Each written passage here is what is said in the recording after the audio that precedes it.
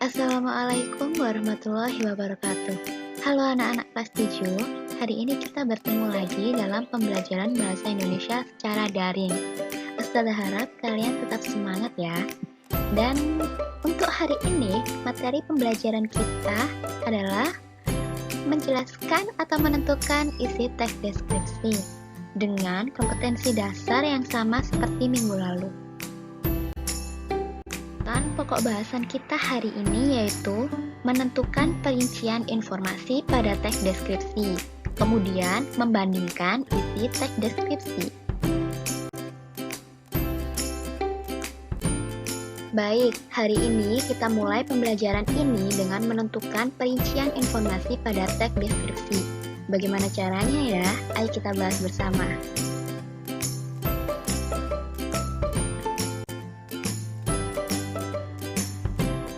Jika kalian ingin menentukan perincian informasi atau isi pada sebuah teks, tentu ada langkah-langkah yang harus kalian lakukan.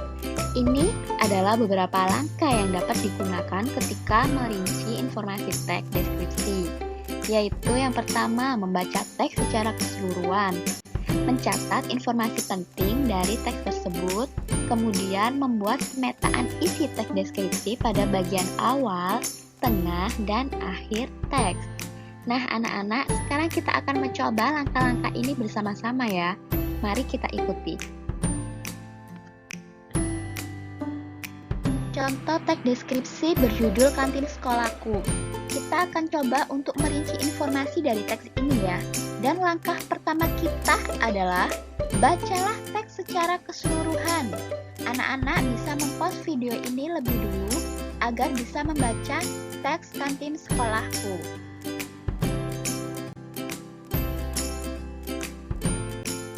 Langkah selanjutnya adalah mencatat informasi penting dari teks. Anak-anak, setelah baca teks tadi masih ingat kan teks tersebut memiliki berapa paragraf? Nah, 3 paragraf.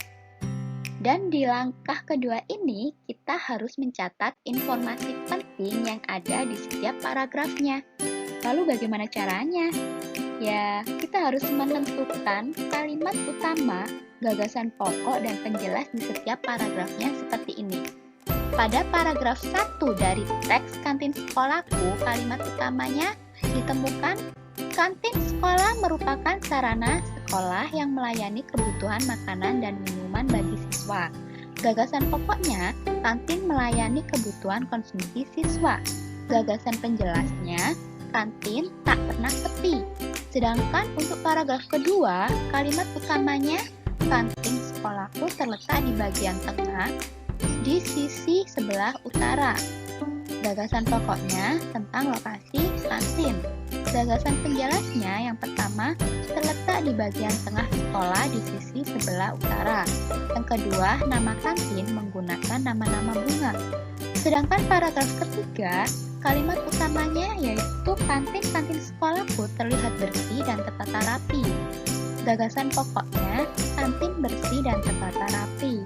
Gagasan penjelasnya yang pertama, semua makanan tertutup plastik, dan yang kedua, aroma makanan yang khas. Langkah berikutnya adalah membuat pemetaan isi teks. Setelah kita menentukan gagasan-gagasan atau informasi penting di setiap paragraf tadi, selanjutnya kita akan gunakan informasi penting tersebut untuk membuat pemetaan isinya. Seperti yang bisa anak-anak lihat, ini adalah pemetaan atau bagan untuk merinci penjabaran teks tadi. Pemetaan isi dari teks berjudul Kantin Sekolahku. Teks tadi memiliki 3 paragraf. Coba kita tarik ke atas. Ada paragraf 1 memiliki gagasan pokok melayani kebutuhan konsumsi siswa. Ditarik ke tengah, ke samping, lokasi kantin adalah gagasan pokok dari paragraf kedua.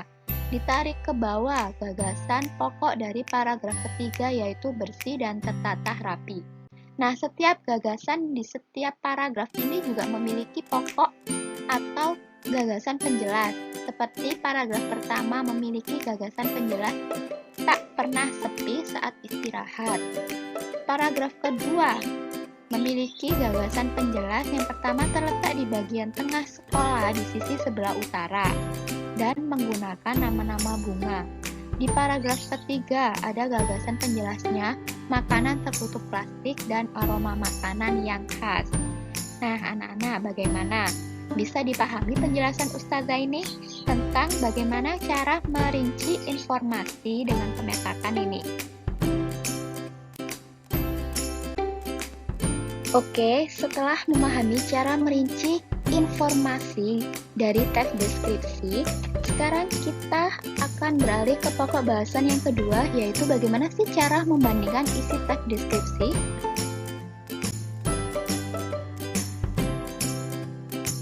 Membandingkan teks adalah upaya untuk mencari persamaan atau perbedaan isi dari dua teks atau lebih untuk tujuan tertentu. Jadi, saat membandingkan isi dari teks, kita bisa memilih mau membandingkannya dari segi perbedaan atau persamaan atau bahkan dua-duanya. Yang perlu diperhatikan saat membandingkan perbedaan terletak pada yang pertama, topik atau objek. Teks deskripsi tentu tidak jauh dari yang namanya objek. Saat membandingkan perbedaan dari dua teks atau lebih, objek mereka tentu saja berbeda.